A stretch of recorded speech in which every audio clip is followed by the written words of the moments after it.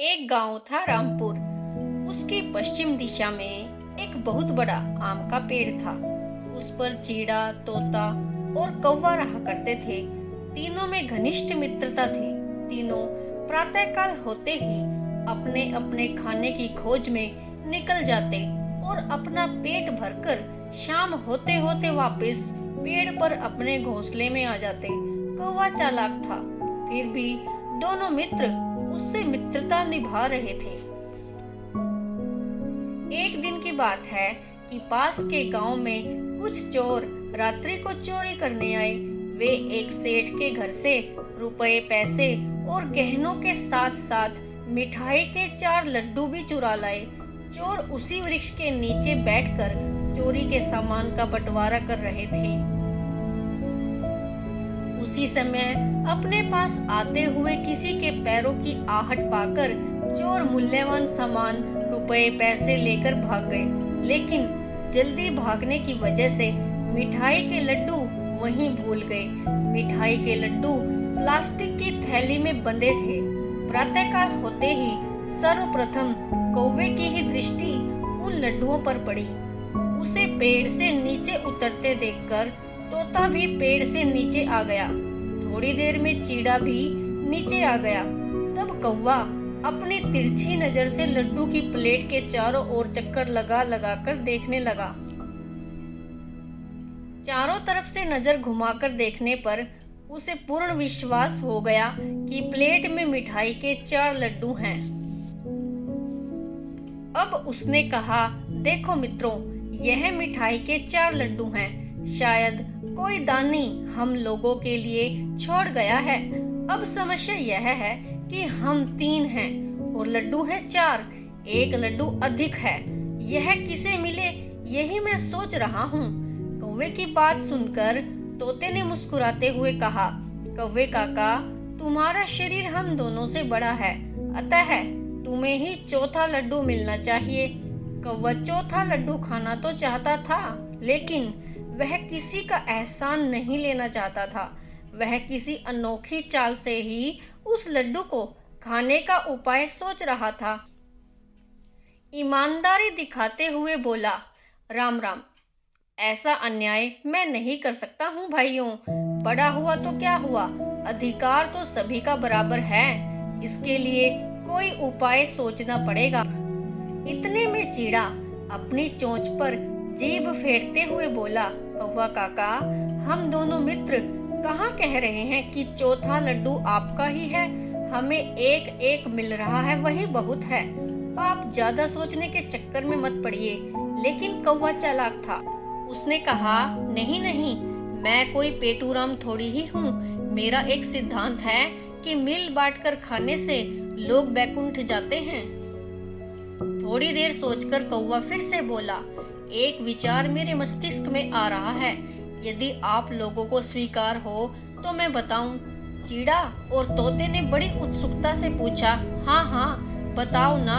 कौवा गंभीर होकर कहने, देखो मित्रों, हम तीनों आधे घंटे के लिए लड्डुओं के पास सो जाते हैं। जिसे भी सुंदर स्वप्न आएगा उसे ही चौथा लड्डू खाने को दिया जाएगा।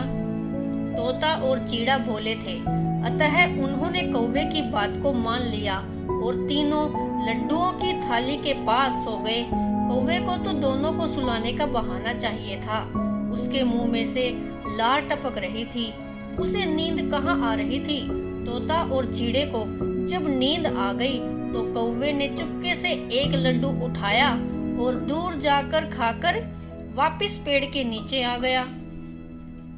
फिर नींद से उठने का बहाना बनाकर अंगड़ाई लेता हुआ दोनों को उठाने लगा। अरे भाई उठो ना, आधे घंटे से ज्यादा समय हो गया है। तोता और चीड़ा आंख मलते हुए उठे। जो ही उनकी नजर लड्डुओं पर पड़ी तो देखा कि 3 ही लड्डू हैं।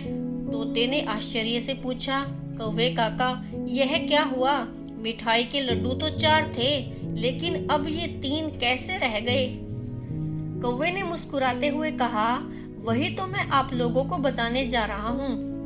हम सब यह निश्चय करके सोए थे कि जिसको भी सुंदर सपना आएगा वही चौथा लड्डू खाएगा। चीड़ा चिड़चिड़ाते हुए बीच में ही बोल उठा, अभी तो हम नींद से उठे हैं, अपने अपने सपनों का वर्णन करेंगे, फिर ही तो निश्चय होगा कि किसका सपना सुंदर है। उसी को चौथा लड्डू मिलना चाहिए था, उससे तो पहले ही कोई खा गया ऐसा मालूम होता है। कौवा बीच में हंसते हुए बोला, अरे भाई, आप लोग मेरी बात तो पूरी सुनते ही नहीं हो, अपनी हाके जा रहे हो। वही घटना तो मैं आप लोगों को सुनाने जा रहा हूँ। अब ध्यान से सुनो। आप लोगों के साथ मैं भी सो गया। नींद आते ही मुझे सपना आया, इसमें साक्षात हनुमान जी के दर्शन हुए। उन्होंने मुझे उठाया और कहा, उठ, चौथा लड्डू खाकर सो जा। इस पर मैंने हाथ जोड़कर प्रार्थना की, हे महावीर, इसी पर विवाद चल रहा है और आप मुझे खाने को कह रहे हो।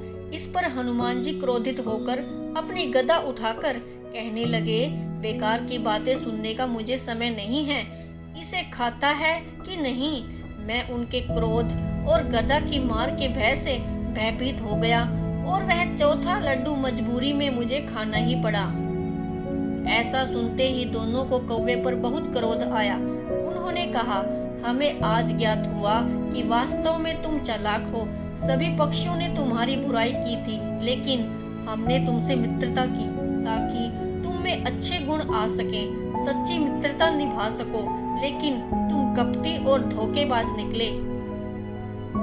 आज से हमारी तुम्हारे साथ मित्रता समाप्त है। जो प्राणी अपने दोस्तों के साथ छल कपट करता है, उसका कोई मित्र नहीं बन सकता। ऐसा कहकर तोता और चीड़ा अपना अपना लड्डू लेकर दूर एक नीम के पेड़ पर जा बैठे। वहीं उन्होंने अपने घोंसले बना लिए। कौवा शर्म से अपना मुंह लटकाकर उनकी तरफ दीन भाव से टुकुर टुकुर देख रहा था। अब वह अपने किए पर पछता रहा था कि यदि मैं ऐसा नहीं करता तो मेरे मित्र मुझसे नाता नहीं तोड़ते। इस कहानी से हमें यही सीख मिलती है कि लालच के चक्कर में पड़कर अपने रिश्ते खराब नहीं करने चाहिए। Thanks for watching.